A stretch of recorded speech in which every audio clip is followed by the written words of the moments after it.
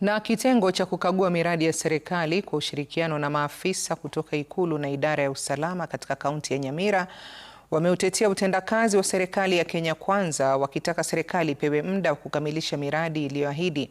Wakizungumza kwenye ziara kukagua miradi mbalimbali inayotekelezwa na serikali ya kitaifa katika kaunti hiyo, maafisa hao wamesema Rais William Ruto tayari ametekeleza 80% ya ahadi alizotoa kwa wakazi wa Nyamira, ikiwemo miradi ya barabara, nyumba za bei nafuu, soko na hospitali, kati ya miradi mingine inayoendelea. Katika sekta ya afya tumemaliza mradi wa 400 million Keroka Level 4 Hospital, ambapo tumetengeneza wodi za watoto na vyumba vya upasuaji pamoja na mochari. Ring Road itafungua area hii na access itakuwa rahisi. Hata maofisa wetu wakitaka kukimbia mara moja, ile rapid response inakuwa haraka kama kuna barabara nzuri. Na wesi ama wale wanahusika kwa mambo hiyo ambayo sio sawa, pia wataogopa wakijua kwamba watafikiwa kwa haraka.